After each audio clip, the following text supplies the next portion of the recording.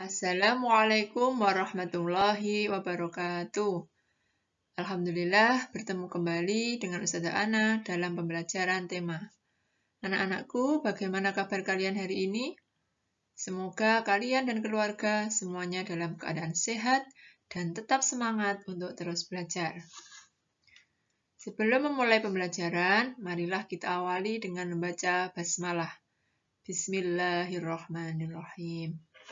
Pada pembelajaran hari ini, kita akan mempelajari tema 7, subtema 1, pembelajaran 1.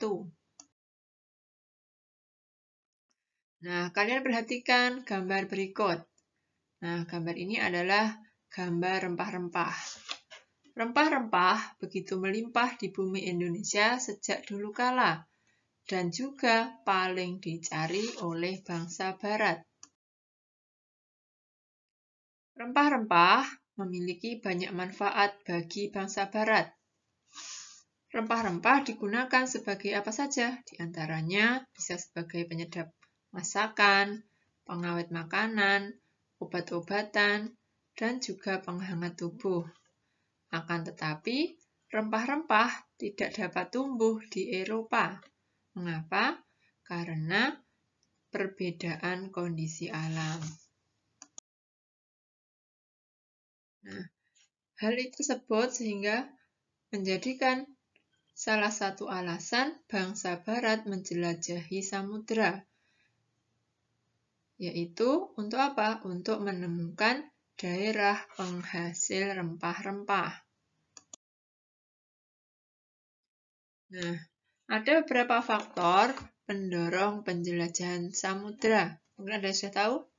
Nah, jadi faktor pendorong penjelajahan samudera yang pertama yaitu adanya keinginan mencari kekayaan. Kekayaan yang mereka cari terutama adalah rempah-rempah.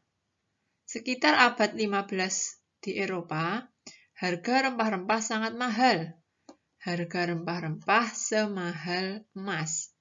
Jadi, pada waktu itu, harga rempah-rempah sangatlah mahal. Nah, karena harga rempah-rempah pada saat itu adalah sama mahalnya dengan harga emas. Kemudian yang kedua, adanya keinginan mencari kejayaan. Di Eropa ada suatu anggapan bahwa apabila suatu negara mempunyai banyak tanah jajahan, negara tersebut termasuk negara yang jaya, atau istilahnya glory. Hal ini membuat mereka mencari tanah jajahan sebanyak-banyaknya. Kemudian yang ketiga, adanya keinginan menyebarkan agama. Bangsa Eropa juga membawa misi, yaitu menyebarkan agama kepada penduduk daerah yang dikuasainya. Tugas mereka ini dianggap sebagai tugas suci yang harus dilaksanakan ke seluruh dunia. Nah, tadi adalah 3 pendorong penjelajahan samudera. Nah, kemudian kedatangan bangsa Eropa di Indonesia. Yang pertama ada kedatangan bangsa Portugis. Di Portugis datang pada tahun 1511 itu di Ternate. Tujuannya apa kedatangan Portugis tadi? Tujuannya adalah mencari keuntungan yang besar dari perdagangan rempah-rempah. Kemudian terjadinya persaingan dagang dengan Spanyol. Persaingan berakhir melalui perjanjian Saragossa yang membuat Spanyol meninggalkan Maluku. Awal kedatangan disambut dengan baik, tetapi akhirnya terjadilah perlawanan rakyat. Itu adalah sekilas tentang kedatangan bangsa Portugis. Kemudian yang kedua, kedatangan bangsa Spanyol. Itu bangsa Spanyol datang pada tahun 1521 di Maluku. Tujuannya adalah mencari kekayaan dengan berdagang rempah-rempah. Kedatangan Spanyol diterima dengan baik, tetapi akhirnya juga terjadi perlawanan rakyat. Spanyol terusir dari Maluku melalui perjanjian Saragossa. Kemudian kedatangan bangsa Belanda. Di Belanda datang pada tahun 1596 di Banten. Tujuan kedatangan Belanda adalah juga menguasai perdagangan rempah-rempah di Nusantara. Belanda membentuk VOC untuk memonopoli perdagangan rempah-rempah. Awal kedatangan Belanda diterima dengan baik, namun lama-kelamaan juga terjadi perlawanan oleh rakyat. Nah, selanjutnya kita akan mempelajari tentang wujud benda. Berdasarkan wujudnya, benda dibagi menjadi benda padat, benda cair, dan gas. Nah, kira-kira gambar ini tahu nggih? Ini adalah gambar cengkeh. Nah, kira-kira kalau cengkeh itu termasuk benda padat, cair, atau gas ya? Nah, jadi cengkeh ini adalah termasuk rempah-rempah. Nah, tapi dari wujudnya, cengkeh termasuk benda padat, cair, atau gas. Mari kita pelajari. Nah, jadi cengkeh tadi termasuk benda padat. Nah, berdasarkan wujudnya, benda dikelompokkan menjadi 3. Ada benda padat, benda cair, dan juga benda gas. Apa bedanya? Nah, untuk benda padat, ciri-cirinya diantaranya adalah memiliki bentuk dan volume yang tetap dan tidak mengikuti bentuk wadahnya. Kemudian yang kedua, dapat diraba dan dipegang.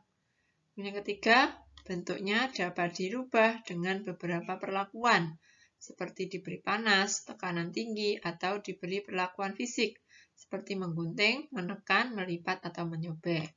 Nah, contoh benda padat diantaranya seperti tadi, rempah-rempah itu termasuk juga benda padat. Kemudian ada almari, kursi, meja, alat tulis, buku. Nah, itu termasuk benda padat karena memiliki ciri-ciri tadi.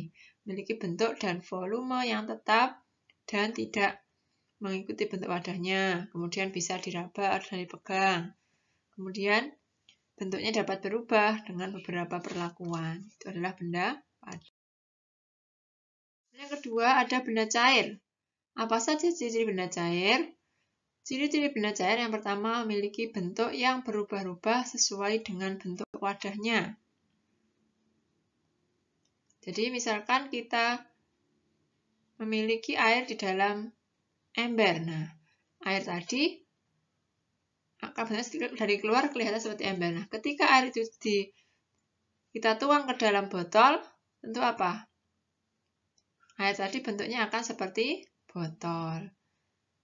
Nah, jadi ciri benda cair yang pertama adalah memiliki bentuk yang berubah-ubah sesuai dengan bentuk wadahnya. Kemudian yang kedua, mengalir dari tempat tinggi ke tempat yang lebih rendah. Kemudian yang ketiga, dapat meresap melalui celah-celah kecil. Yang keempat, tidak dapat dipegang. Contohnya banyak sekali ya. Ada minyak goreng, kemudian air, kecap. Nah, itu termasuk contoh benda cair. Benda gas. Apa saja ciri-ciri benda gas? Nah, ciri benda gas diantaranya adalah memiliki bentuk yang tidak tetap. Yang kedua, mengisi seluruh ruang yang ditempatinya. Yang ketiga, bentuk sesuai dengan wadahnya. Yang keempat, tidak dapat dilihat tapi dapat dirasakan. Nah, contoh benda gas diantaranya udara yang ada di dalam balon. Kemudian, ini tabung gas yang di dalam ini termasuk contoh benda gas. Udara di sekitar kita itu juga termasuk benda gas. Anakku, untuk pembelajaran hari ini Ustazah cukupkan. Semoga apa yang kita pelajari bermanfaat bagi kita semuanya. Ada kurang lebihnya, Ustazah mohon maaf. Mari kita tutup dengan baca hamdalah. Alhamdulillahirabbil alamin. Wassalamualaikum warahmatullahi wabarakatuh.